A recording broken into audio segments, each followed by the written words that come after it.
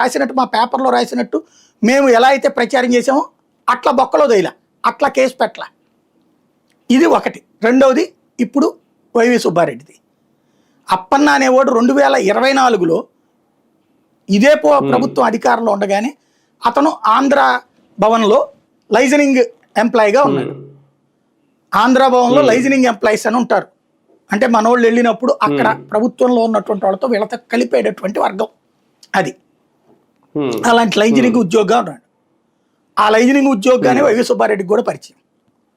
తర్వాత ఏదో ఆర్థిక ఇబ్బందులని అడిగితే వేమిరెడ్డితో చెప్పి డబ్బులు ఇప్పించాడు. అతని పిఏ అంటే డిజిగ్నేషన్గా ఉంటాడుగా, డిజిగ్నేషన్ ఉంది అతనికి, పిఏ లేదే. అతను ఆ పరిచయాలతో ఏం చేశాడో తెలియదు. అప్పుడు అసలు కేసు అక్కడ చూడండి ఎంత లాజిక్ ఉందో. Vemireddy Prashanth Reddy TTD board member, Vemireddy Prashanth రెడ్డే ఆ ప్రొక్యూర్మెంట్ కమిటీలో కూడా మెంబర్.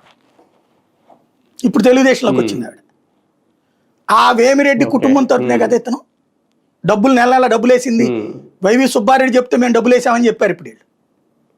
కానీ అక్కడ ఎవరు ప్రొక్యూర్మెంట్ కమిటీలో ఆమె ఉంది, ఇది జరిగింది అక్కడే ఉంది. ఇప్పుడు వీడు వైవి సుబ్బారెడ్డి పేరు చెప్పి బెదిరించినట్ట, వేమిరెడ్డి పేరు చెప్పి బెదిరించినట్ట అది తెలియదు. కానీ అక్కడ వైవి సుబ్బారెడ్డి